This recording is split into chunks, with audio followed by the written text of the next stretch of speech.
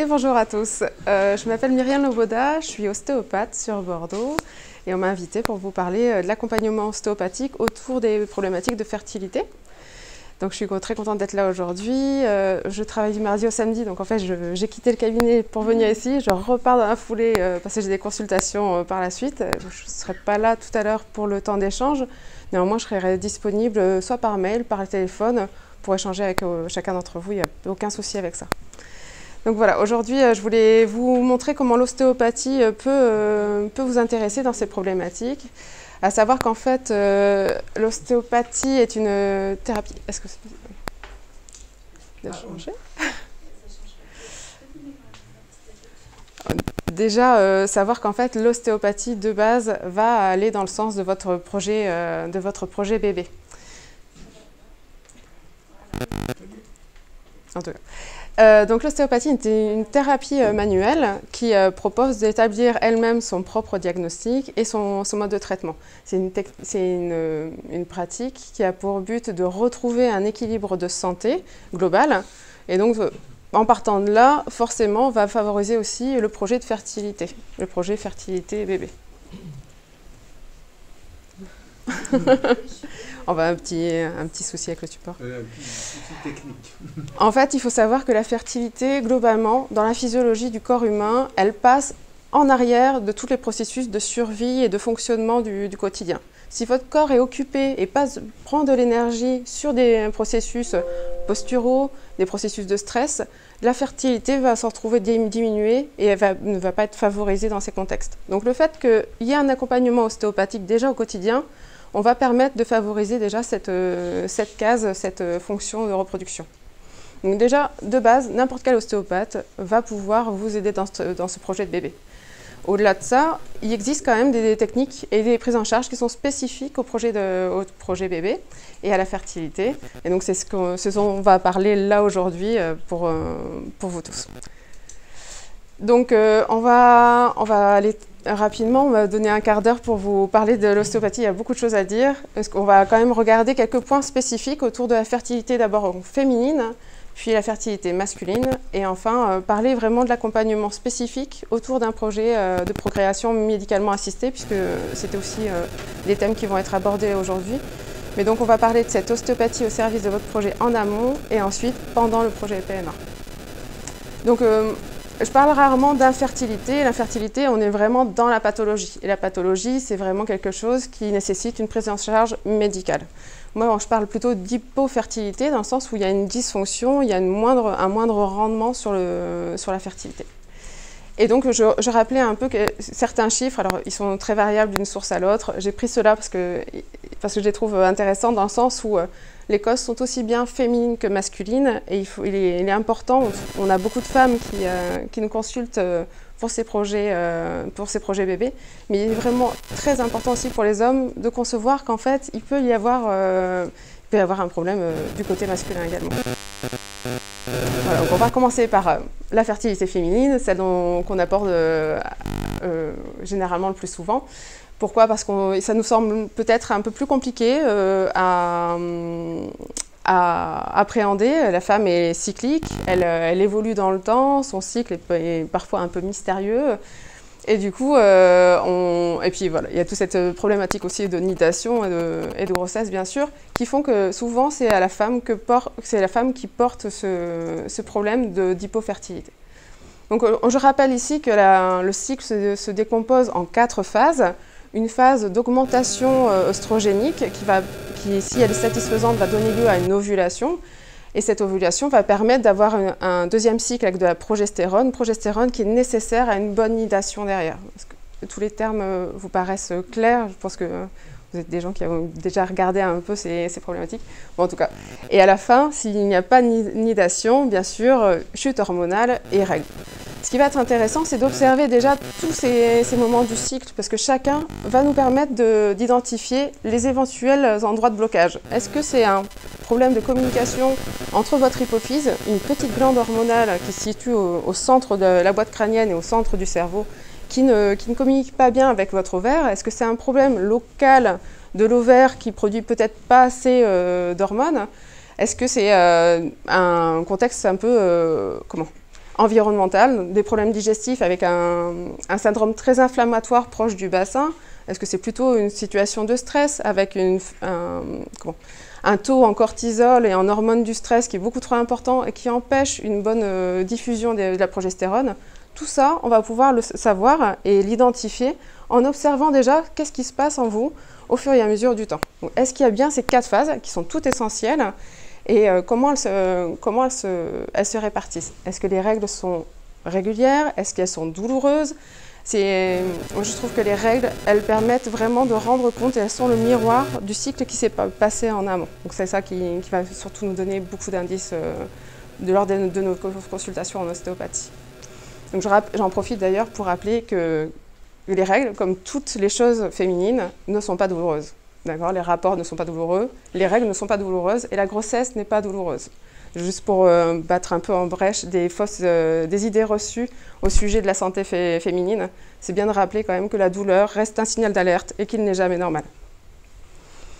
Donc voilà, pour l'action ostéopathique spécifique à la femme, donc effectivement on va déjà regarder en général comment ça se passe. Est-ce que ces règles elles sont douloureuses parce qu'un utérus est un peu trop contractile et du coup on a des règles qui sont particulièrement douloureuses et en fait c'est peut-être dû à un schéma postural qui fait qu'il y a une tension excessive sur cet organe qui est très musculaire et qui va hyper réagir aux indications hormonales et nerveuses et qui va se contracter un peu trop fort.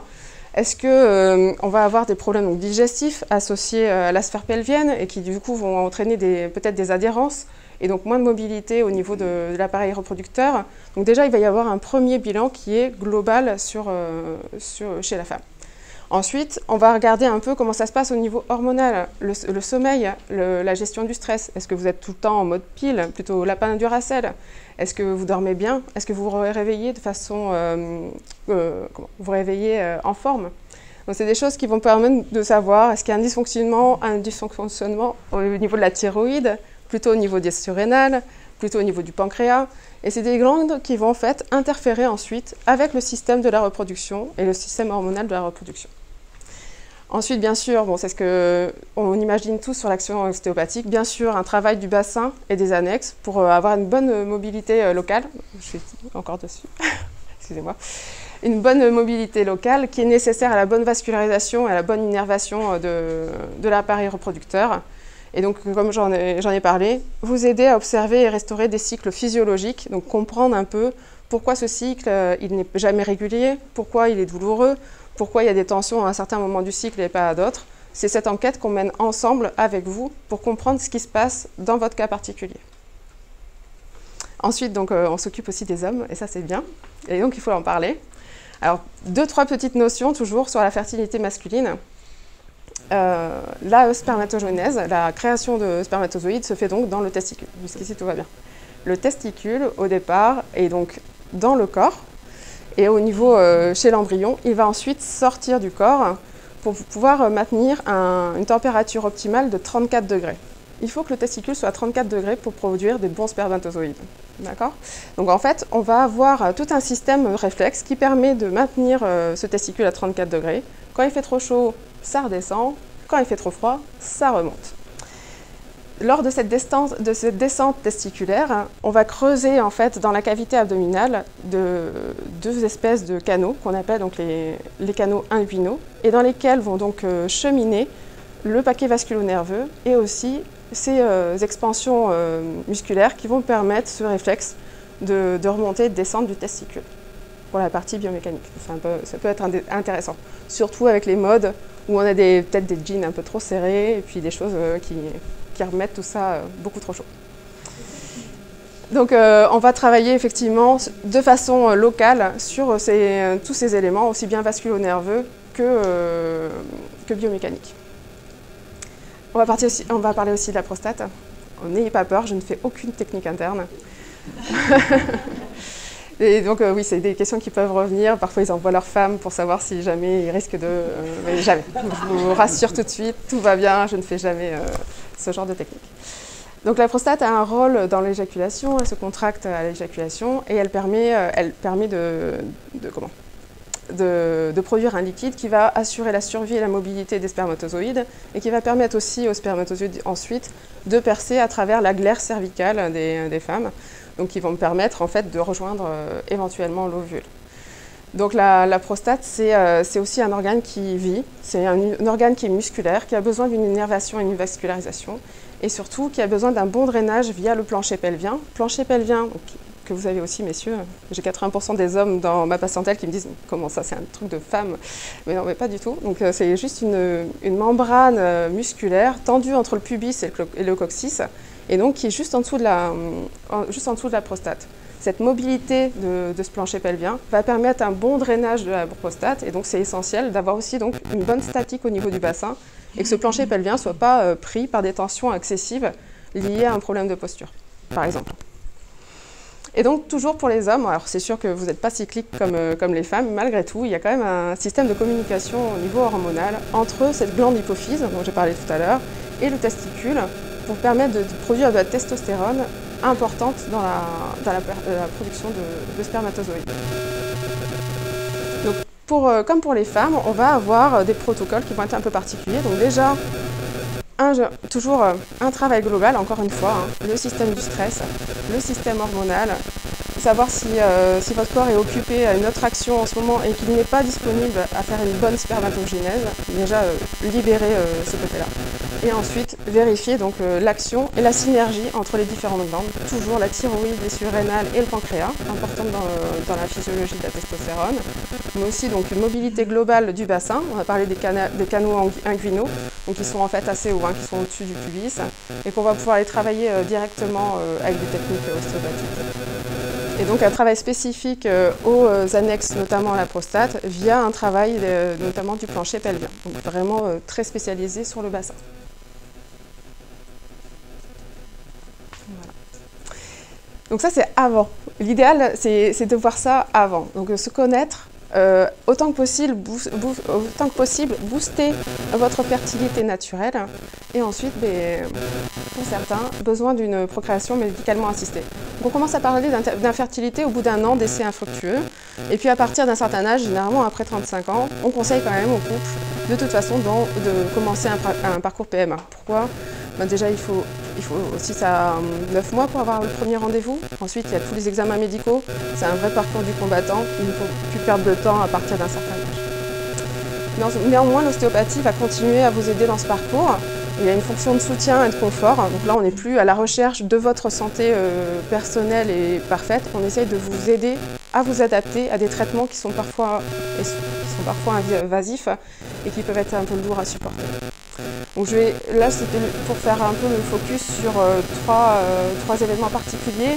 Je vais parvenir sur les cicatrices aussi de célioscopie dans le cadre de recherche d'endométriose ou autre, ou les cicatrices de biopsie testiculaire pour les messieurs quand il y a des problèmes de fertilité au niveau du spermogramme.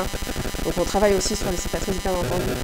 Mais au-delà de ça, on va pouvoir faire un suivi spécifique sur les choses les plus communes, on va dire, dans le parcours PMA, à savoir la stimulation hormonale. Donc ça, c'est un sacré shot d'hormones synthétiques qui vont entraîner des réactions un peu importantes au niveau du corps. Une femme qui se sent vraiment extrêmement ballonnée, il y a une hyperoestrogénie qui est très forte et du coup beaucoup de rétention d'eau, de rétention de liquide, on a l'impression d'être enceinte avant même que ça se passe. Et donc le but de cette intervention ostéopathique, c'est de vous permettre d'accepter cette surcharge hormonale le mieux possible, que vous soyez le plus confortable possible, que le rapport ne devienne pas douloureux. Ensuite, au niveau des ponctions ovocytaires ou des implantations embryonnaires, ce qu'on vous propose, c'est de faire des interventions entre les deux phases. Le but étant toujours de drainer ces liquides, parce que cette hyperestrogénie crée vraiment une rétention d'eau importante. Je pense que pour celles qui l'ont vécu, on a vraiment l'impression d'avoir énormément d'eau dans le petit bassin. Et pour soulager les éventuelles douleurs liées à l'acte en lui-même, à savoir la ponction ovocytaire, c'est quand même pas rien, et il peut y avoir des douleurs consécutives à ce genre d'acte. En fait. Donc le but, c'est de vous ramener du confort pour qu'on soit dans les meilleures dispositions possibles pour ensuite une nidation. Pourquoi ? Parce que la nidation a besoin d'un confort, d'un environnement sain, qui ne soit pas irrité, qui ne risque pas de se contracter sans arrêt. La progestérone est là normalement pour calmer complètement le système, pour limiter les mouvements du système digestif. Donc c'est pour ça qu'on a généralement des petites constipations en fin de cycle, par exemple. Donc pour vraiment que tout soit au calme au niveau de ce petit bassin et permettre cette nidation. Donc le but de tout ce travail, c'est de calmer complètement tous les organes et permettre d'avoir un environnement le plus serein possible pour la nidation. Voilà, voilà. Donc ça, c'est pour ma petite présentation. J'espère que ça a été assez clair. J'ai tendance à parler avec des gros mots parfois. N'hésitez pas à me le dire. Et puis surtout, je vous souhaite bon courage dans ce parcours qui est quand même un parcours du combattant. Et je reste surtout à votre disponibilité pour en discuter, pour regarder avec vous vos examens médicaux quand vous ne savez pas trop ce qui se passe ou qu'on ne sait pas forcément très bien expliquer quelles étaient les problématiques et pourquoi on vous proposait telle ou telle intervention. N'hésitez pas à me contacter par mail ou par SMS. Je serai ravie de vous aider dans ce parcours.